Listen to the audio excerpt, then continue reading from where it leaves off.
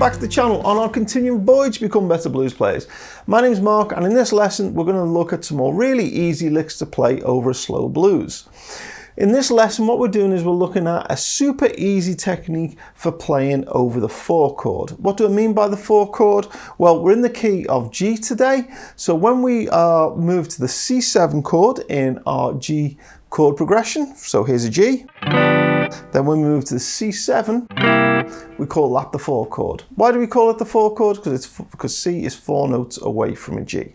So when I started learning to play, I could play licks over the 1 chord, the G chord, all day long, but then was never really sure what to do when we came to the C7.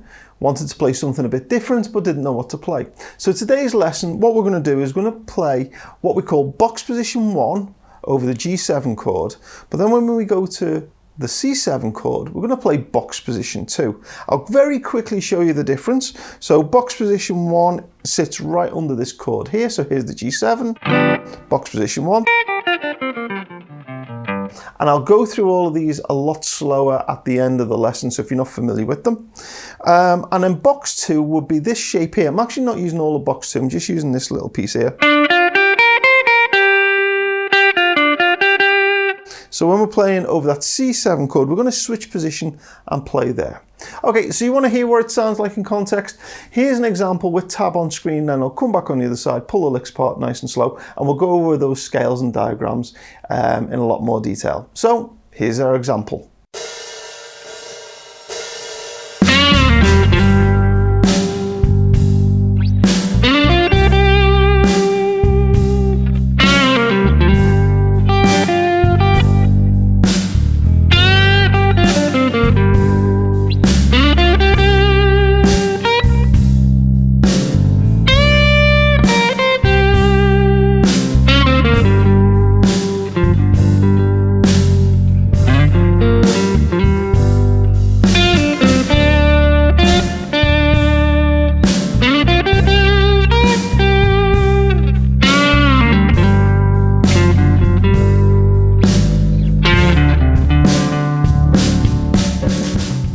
So now we'll take all those licks apart and I'll show you them nice and slow, and then we'll talk a little bit more about the theory and I'll go through the scales again.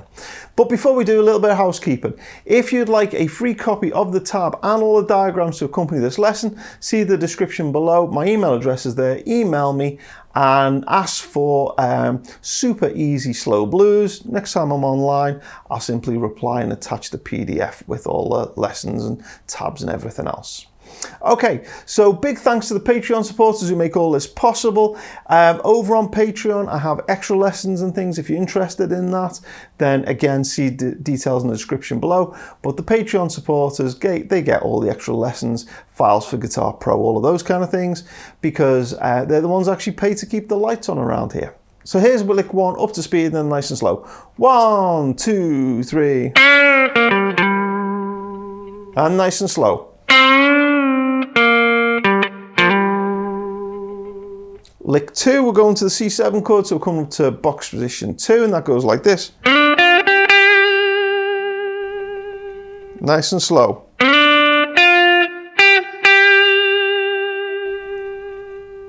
Lick 3, we're going to move from our C7 to our G7, so we're going to play a variation on lick number 1 again. So it's like lick 1, but with a little kind of tag on the end, nice and slow.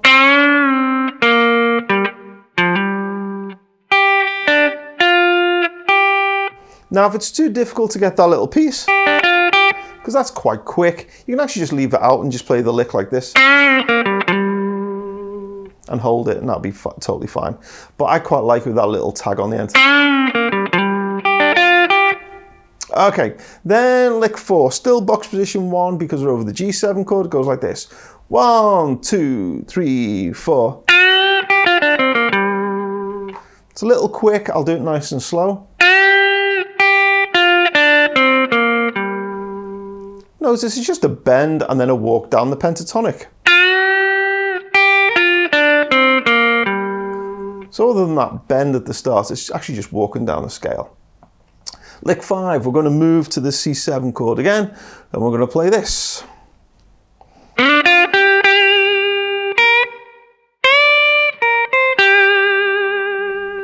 Nice and slow.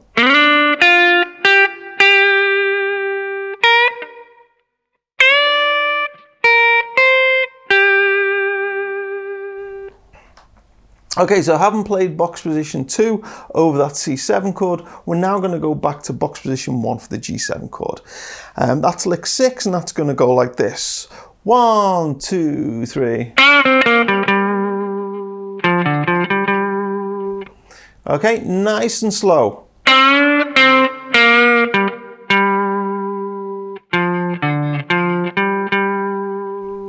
Now you notice when I play this, I play the first part of it quite loud, and then in the performance I actually play the second part quite nice and quiet.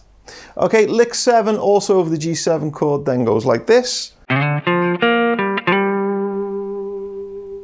again, that's what I'm playing quite quiet. Nice and slow.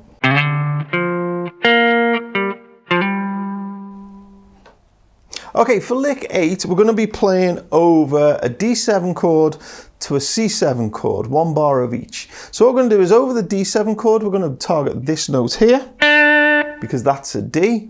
And then over the C7 chord, we're going to go back up to box position 2. Okay, so the lick up to speed goes like this. 1, 2, 3.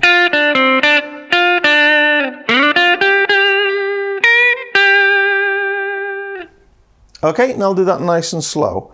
1, 2, 3.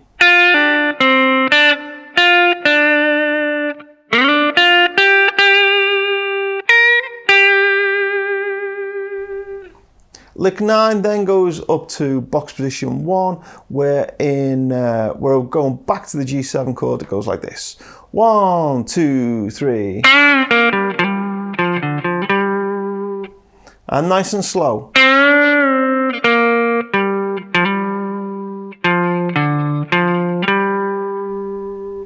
Lick 10 then ends the piece. We're going over a D7 chord. So we're going to target this note here. And we're going to do that like this. 1, 2, 3, 4. And again, nice and slow.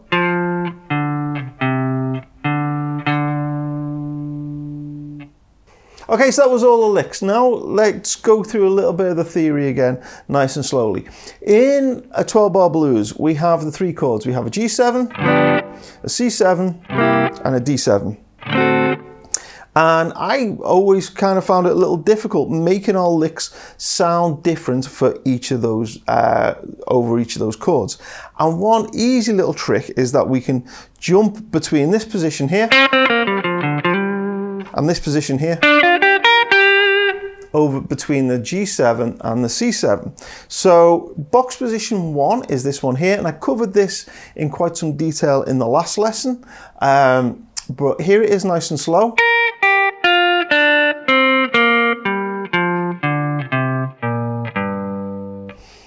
So that's box position 1. Now we don't just play it like a scale like that. That's why I've given you so many kind of licks in this lesson and in the other lessons as well.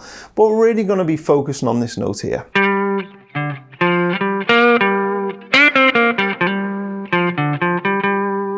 That sounds really nice, and that fits really nicely over box position, over the G7 chord. When we move to that C7 chord, I'm only playing this part of box position 2.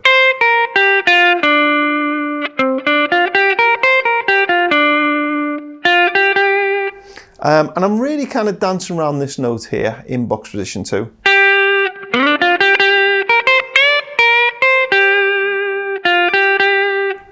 So what we do is over the G7 chord, we're playing licks here. And then over the C7 chord, we're going up here. And just that difference in sound.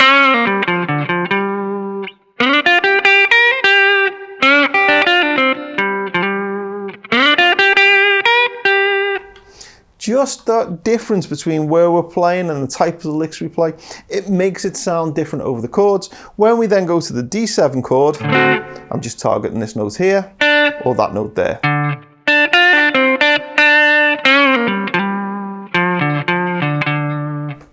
And that kind of then, kind of makes it sound different for each chord. It's an easy little trick to use. Box position 2 is a great little box position for playing blues.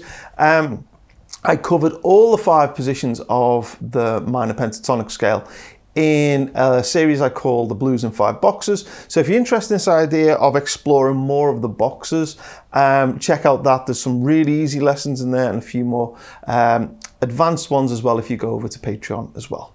So I hope you found the lesson interesting. Come back next time because I'm going to take this idea and show you another really super easy idea for approaching the 4 chord. Again, over the same slow blues backing track that we've been playing. I'll leave you now with some improvisation of me just kind of improvising around this idea and with the names of the Patreon supporters on screen as well to say thank you to them. So until next time, take care. I'll see you soon.